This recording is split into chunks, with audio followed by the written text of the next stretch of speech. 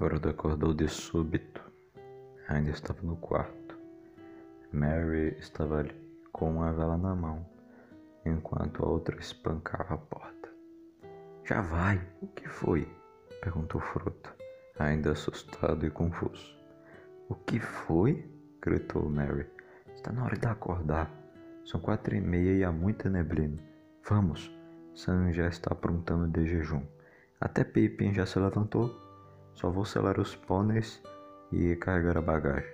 Acorda aquele preguiçoso do Fett. Ele pelo menos tem de se levantar para se despedir. Logo após as 6 horas, os 5 hobbits estavam prontos para partir. Fat Bolger ainda bocejava. Saíram da casa em silêncio. Merry foi na frente, conduzindo um pônei carregado por um caminho que atravessava um matagal atrás da casa, passando por várias plantações. As folhas das árvores reluziam e todos os galhos gotejavam. O orvalho gelado tornava a grama cinzenta. No silêncio reinante, ruídos distantes pareciam próximos e claros. Pássaros tagarelando no quintal, alguém fechando a porta de uma casa ao longe. No barracão encontraram os pôneis, pequenos animais robustos do tipo apreciado pelos hobbits. Não velozes, mas bons para um longo dia de trabalho. Montaram e logo foram em direção à névoa, que parecia relutante em dar-lhes passagem, e se fechava proibitivamente atrás deles. Depois de 1 hora de viagem, devagar e sem conversarem, viram de repente a cerca surgir adiante.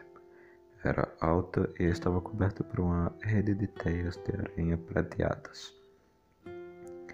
Como vão conseguir atravessar a cerca? Perguntou Fredegar. Sigam e verão, disse Merry. Dobrou à esquerda ao longo da cerca e logo chegaram a um ponto onde ela se inclinava para dentro, acompanhada à beira de uma valeta. A alguma distância da cerca, um corte havia sido feito no solo, que descia suavemente e entrava na terra. Nas laterais, paredes de tijolo se erguiam em linha reta, para depois descreverem um arco formando um túnel, que mergulhava embaixo da cerca e saía do outro lado da valeta. Neste ponto, Fat Bolger parou. Adeus, Frodo, disse ele. Gostaria que não estivesse indo para a floresta. E só espero que não precisem ser resgatados antes do fim do dia. Mas boa sorte para vocês, hoje e sempre. Se à nossa frente não existirem coisas piores do que a floresta velha, seria uma pessoa de sorte, disse Frodo.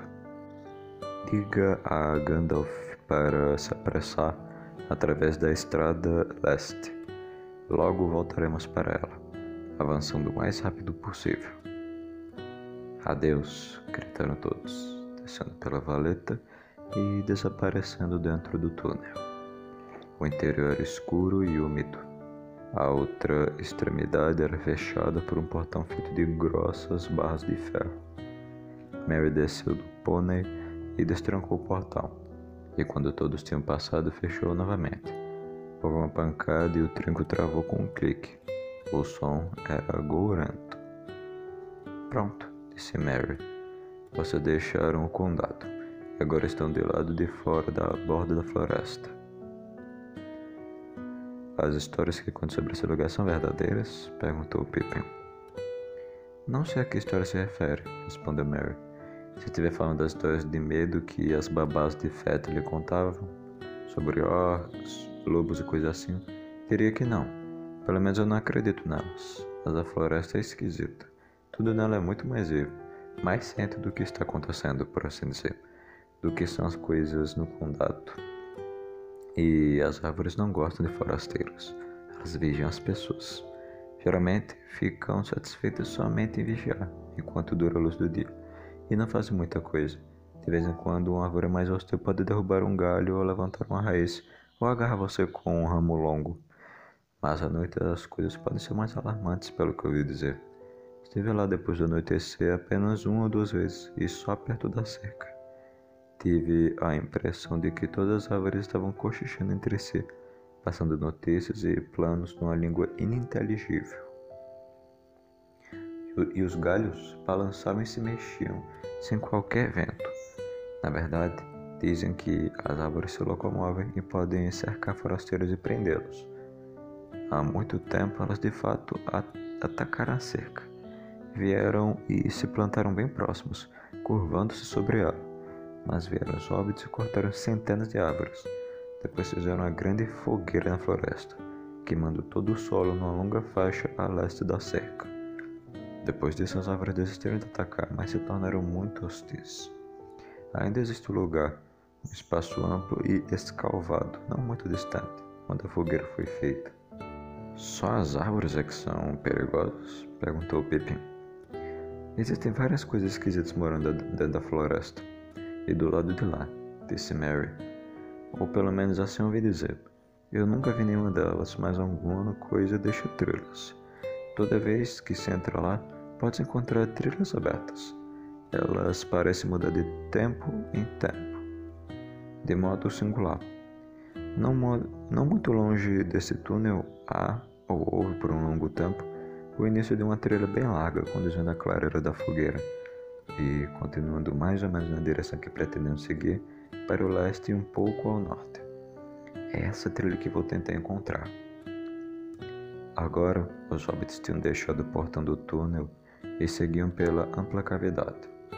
Do outro lado havia uma trilha que subia até o solo da floresta, 100 metros ou mais além da cerca, mas desapareceu logo ao atingir o pé das árvores. Olhando para trás, eles podiam ver a escura linha da cerca através dos galhos das árvores, que já se emaranhavam ao redor. À frente só conseguiam enxergar troncos de árvores de tamanhos e formas inumeráveis, retos ou inclinados, torcidos, curvados, grossos ou delgados, lisos ou nodosos e cheios de galhos. E todos os galhos eram verdes, ou quando cobertos por musgo ou lodo, cinzentos. Só Merry parecia bastante alegre. É melhor você ir na frente e encontrar a trilha, disse Frodo a ele. Não vamos nos dispersar, e é importante sempre ter a cerca como ponto de referência. Fizeram o caminho por entre as árvores e os pôneis pisavam cuidadosamente, evitando as muitas raízes torcidas e emaranhadas. Não havia vegetação rasteira. O solo descrevia uma subida e, conforme avançavam, parecia que as árvores se tornavam mais altas, mais escuras, e a floresta mais fechada. Não se ouvia qualquer ruído, a não ser uma ocasional gotejada de umidade caindo das folhas paradas.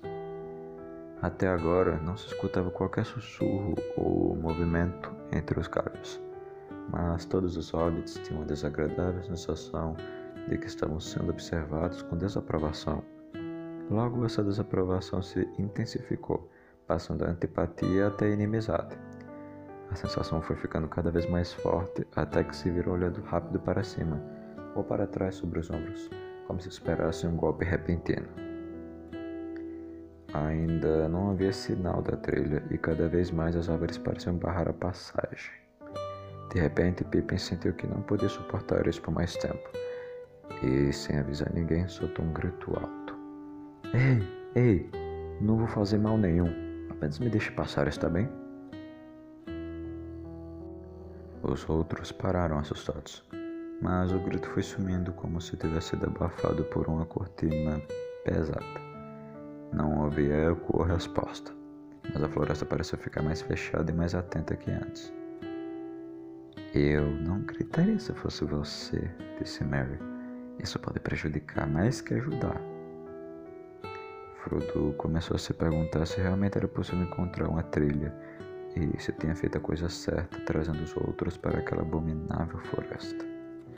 Merry olhava de um lado para o outro e parecia já não ter certeza da direção a seguir. Pippin percebeu isso. Não demorou muito para nos perdermos, disse ele. Mas nesse momento Merry deu um suspiro de alívio e apontou para a frente. Bem, disse ele. Estas árvores realmente mudam de lugar. Lá está a clareira da fogueira à nossa frente. Pelo menos espero que seja. Mas a trilha que levava a ela parece ter saído do lugar. Conforme andavam, a floresta ficava mais bem iluminada. De repente, saíram do meio das árvores e se viram num amplo espaço circular. Podiam se ver o céu acima limpo e azul.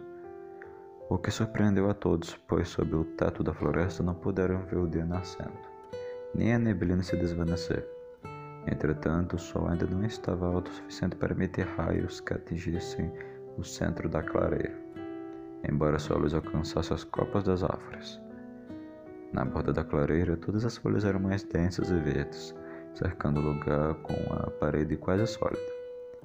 Nenhuma árvore crescia ali, apenas um mato grosso e muitas plantas altas, cicutas e salsas do mato de talo comprido e amarelado, ervas de fogo que se abriam em penugens cinzentas, ortigas e cardos exuberantes. Um lugar triste, mas que, comparado à densa floresta, parece um jardim alegre e encantador. Os hobbits se sentiram encorajados, olhando cheios de esperança para a luz do dia que se espalhava no céu. Do outro lado da clareira havia uma falha na parede de árvores, e além dela uma trilha bem desenhada. Podia-se ver que a trilha entrava na floresta e que em alguns pontos era larga e descoberta, embora de vez em quando as árvores se aproximassem e a cobrissem com a sombra de seus galhos escuros. Foram por ali. Continuavam a subir suavemente, mas agora com muito mais rapidez e com os corações mais leves. Parecia que a floresta estava mais branda e que, afinal, iria deixá-los passar sem grandes dificuldades. Mas, depois de uns momentos, o ar ficou quente e abafado. As árvores começaram a se aproximar dos dois lados da trilha, e não se conseguia enxergar muito à frente. Agora sentiu novamente, e mais forte que nunca, a amada exposição da floresta, exercendo pressão sobre eles. O silêncio era tão grande que o ruído dos cascos dos pôneis, farfalhando nas folhas mortas e ocasionalmente tropeçando em raízes escondidas, parecia um estrondo aos ouvidos. Frodo tentou cantar alguma coisa para encorajá-los, mas sua voz não passava de um murmúrio. Vós que vagais pela terra sombria, confiai, porque embora negra se estenda, termina a floresta algures algum dia, e o sol que se abre penetra sua tenda. O sol que se levanta, o sol que anoitece. O dia que termina, o dia que começa, pois a leste e a oeste a floresta parece... Logo após ter dito a palavra, sua voz desapareceu. O ar parecia pesado, fazendo com que pronunciar palavras ficasse muito cansativo. Logo atrás deles, um grande ramo caiu de uma velha árvore, quebrando-se com um estalo no solo. As árvores pareciam se fechar à frente deles. Elas não gostam dessa coisa de terminar e perecer, disse Merry. Eu não cantaria mais nada agora. Espere até chegarmos à borda e então nos viraremos para elas, cantando num coro bem alto. Falava de modo alegre e, embora pudesse estar bastante ansioso, não deixava transparecer. Os outros não responderam. Estavam deprimidos. Um grande peso se instalava no coração de Frodo, que a cada passo se arrependia de ter desafiado a ameaça que as árvores apresentavam. Estava de fato quase parando e propondo que voltasse, se ainda era possível, quando as coisas mudaram de rumo. A trilha, antes inclinada, ficou quase plana.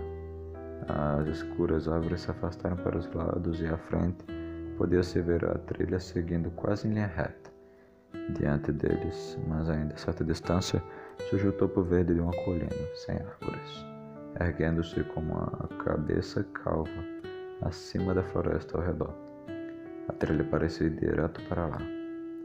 Agora avançavam rápido novamente, deliciados com a ideia de subir acima do nível do teto da floresta por uns momentos. A trilha desceu e depois começou a subir de novo, conduzindo-os finalmente ao pé da encosta íngreme da colina. Ali abandonava as árvores e sumia dentro da tufa.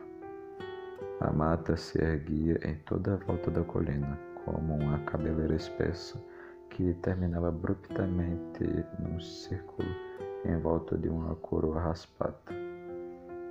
Os hobbits conduziram os pôneis colina acima, descrevendo voltas e mais voltas até alcançar o topo. Ali pararam e olharam tudo ao seu redor.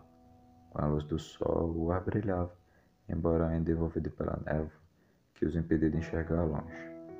perto de onde estava a névoa, já tinha se dissipado quase totalmente, embora aqui e acolá ainda se depositassem depressões na vegetação, e ao sul ainda subisse como vapor ou mecha de fumaça branca. Aquela, disse Mary apontando com a mão, aquela é a linha do Voltavine. Ela desce das colinas e corre em direção ao sudoeste pelo meio da floresta, para se juntar ao Brandevin abaixo de Findaseb. Não devemos ir por ali. O vale do Voltavine é tido como a parte mais estranha de toda a mata. É como se fosse o centro de onde as coisas estranhas vêm. Os outros olharam na direção em que Mary apontava, mas não conseguiram ver quase nada além da névoa, cobrindo o vale úmido e profundo. Além desse ponto, a parte sul da floresta sumia de vista. O sol no topo da colina agora ficava quente. Deveria ser por volta de 11 horas. Mas a cerração do outono ainda os impedia de enxergar muitas coisas nas outras direções. No lado oeste, não conseguiam enxergar nem a cerca nem o vale do Brandevin além dela. Ao norte, para onde olhavam com mais esperanças, não enxergavam nada que pudesse ser a linha da grande estrada leste, para a qual se dirigiam. Estavam ilhados num mar de árvores e o horizonte parecia coberto por um véu. No lado sudeste, o solo descia íngreme, como se as encostas da colina mergulhassem por baixo das árvores. Pareciam encostas de uma ilha, que na verdade é uma montanha que se ergue de águas profundas. Sentaram-se na borda verde e olharam para a mata abaixo deles, enquanto comiam sua refeição do meio-dia. À medida que o sol ia subindo e passava do meio-dia, puderam ver na distância ao leste as linhas verdes acinzentadas das colinas que ficavam além da floresta velha, daquele lado. Aquilo os animou muito, pois era bom ver o sinal de qualquer coisa além dos limites da mata, embora sua intenção não fosse por ali, se pudessem evitar. As colinas dos túmulos tinham, nas lendas dos hobbits, uma reputação tão sinistra quanto a própria floresta.